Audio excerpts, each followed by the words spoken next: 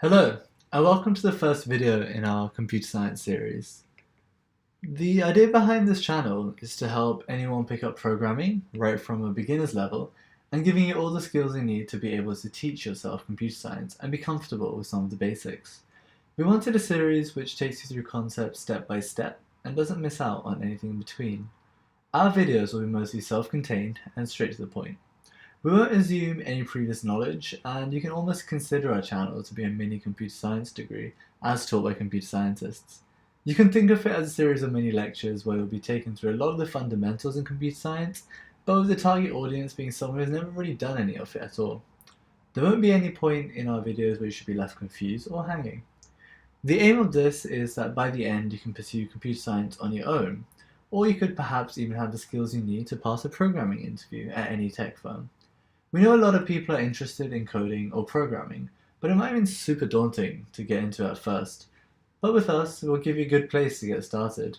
Is there any jargon you don't understand? Don't worry, we'll introduce anything new to you piece by piece. I used to get quite frustrating watching tutorials where a lot was assumed or it wasn't very easy to follow. That, or it was way too long to follow. That is one of the things we wanted to do better.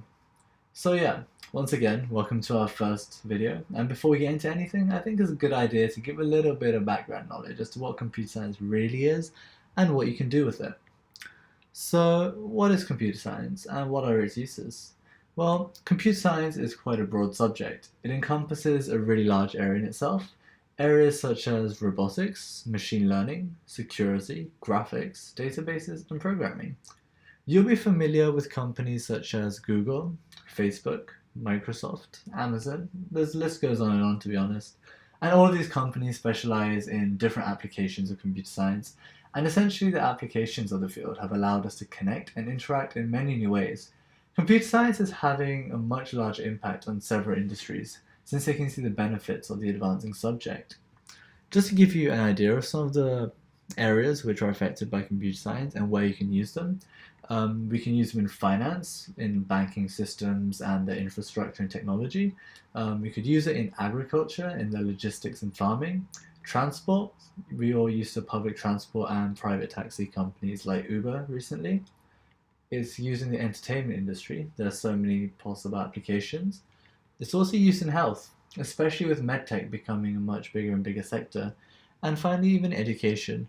Apart from these, there are loads of other places where you can use computer science, but here's just a little flavor of what you can expect. So, just to give you a better idea, a little bit more formally, what is computer science? Well, it's the study of computers and computational systems. We're a little bit different to computer and electrical engineers. Since we're dealing with mostly software, its theory, design, development, application, and other ways in which we can use computers to come to an output. Now, knowing how to program is an important aspect of computer science, but it's just one part of it. What we mainly do at the crux is to design algorithms and solve problems. We will go over more of what an algorithm is later on in this video. Computer scientists love to break down a large problem into small and logical chunks. In some ways, I feel that it's a field of problem solving, looking at this large problem and thinking to yourself, okay, how could I break this problem up into smaller ones, and then how could I solve it from there to get the desired result? It's quite a satisfying process, and it really helps to build up your logical thinking. On top of that, there's a lot of crossover with other disciplines like we mentioned before, so you can really learn about a lot of new and exciting fields that you might not have otherwise taken a look at. So with that out of the way, let's have a quick overview of the series. Now, just so you have a slightly better idea of what computer science is, we're just going to give you a quick overview of what to expect on this course. In the rest of this video, we'll just go over a little bit more about the types of programming we have, integrated development environments, or IDEs as we call them, and everything you'll need to be set up for this course.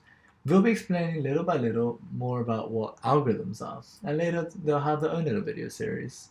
Now, the rest of the videos in this series in particular are going to be centered around programming. We're going to be looking at things like what are variables, operators and expressions, what are control structures, arrays, dictionaries, and how can we get input and output from a computer. We're going to end the series by looking at functions and classes, and this should give you a really good starting base from which to get stuck into the course. Now, we'll learn all of this through a specific programming language, Python, something you're going to get familiar with very soon. We'll also solve some basic problems which use the new things which you learn, Or we'll show you some short examples of things you can do with these building blocks so you better understand their uses and what they're needed for. We think you'll best learn by following practical examples that will walk you through, rather than just talking at you, to be honest. So, with all of that stuff out of the way, let's just get into the course. So, now, we've mentioned programming before, and to be honest, what exactly is it? Well, in one way to look at it, programming is a process of taking an algorithm. For now, just think of this as a sequence of steps I need to solve a problem and coding it into a notation, some sort of programming language. It allows you to speak, in inverted commas, to the computer.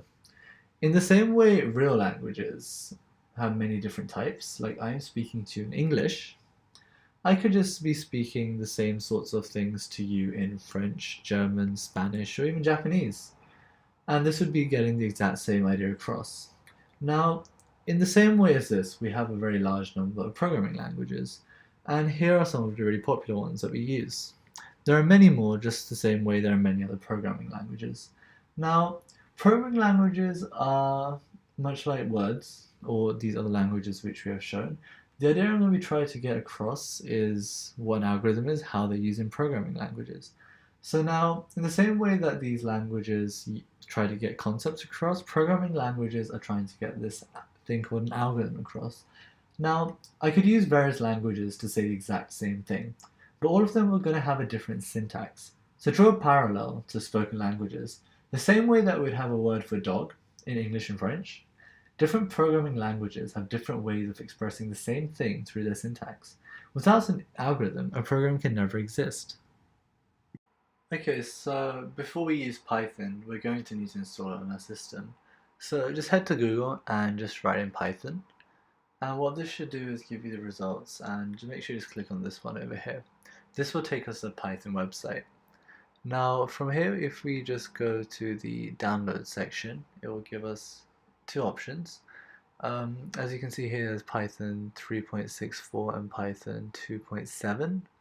Now for the purposes of this video, we're going to be using Python 3. So just go ahead and click the download button for that over here. Now once that's installed, just open up the package file and it should give you the instructions on how to install Python. Now we need to make sure that if you have Python, we just want to make sure everything's installed. So just go through the screens, and once you've hit finish, we're going to open up the terminal. Now in order to open up the terminal, you can just search for terminal on Mac, and if you're in Windows, you can also open up the terminal a different way. Now once we're here, just to make sure we have Python installed, just write in Python to lightning hit enter, and what you should see here is Python 3.6. Now if you see this message here, it means everything's installed properly, and if it isn't, just go back to previous instructions and just make sure everything was okay when you're going through the buttons. So for those users that will be using the Windows machine, your terminal is actually called the command prompt. If you press the Windows key and search for command prompt, you can open this up. From there, the instructions are exactly the same. If you write in Python, it should give you the version of the Python that you will be using. Okay, great. So now we have Python installed on our system. Now we need something to be able to run it on and write a program. So now there are lots of different ways we can actually do this, but for now we're going to stick to one method. So we mentioned an IDE before. So what exactly is this? So an IDE has all of the basic tools a developer needs to write and execute code, all put together in one place. So what we're going to do is download and install one of the popular IDEs as commonly used for Python.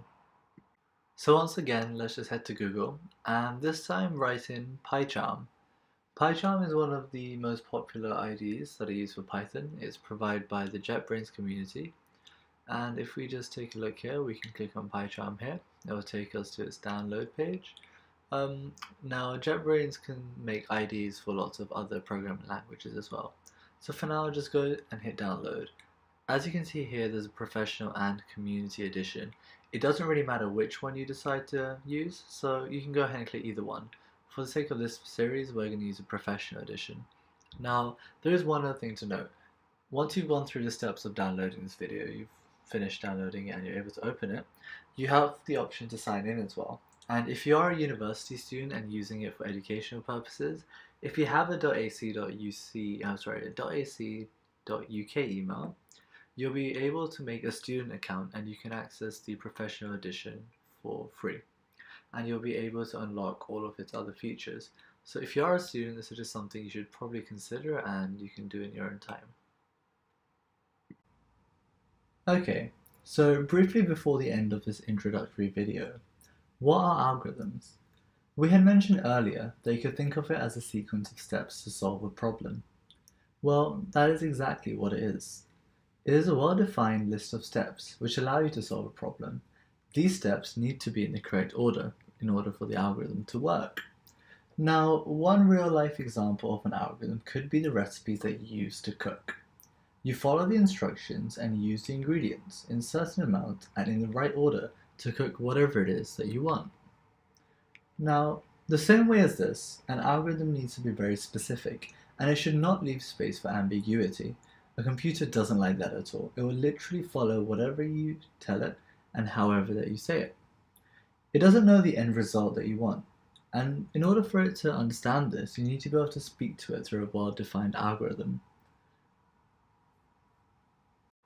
And so with that, we have the end of the first video of our series. We hope that you've been able to learn a few new concepts today and are looking forward to learning more about computer science, and we'll look forward to seeing you in our next video. And as always, we hope that this series is going to help you learn about computer science and a lot of the things around how it can be used, and hopefully makes you more comfortable with it. As always, if you have enjoyed this content and would like to see many more series and videos, it would be really helpful for us if you were to be able to like, comment, and subscribe on these videos. And let us know in the comments if there's anything that you're not sure about or anything that you'd like to know, or even if there's any new content that you'd like to see. And as always, hope you have a great day, and we'll see you on the next video.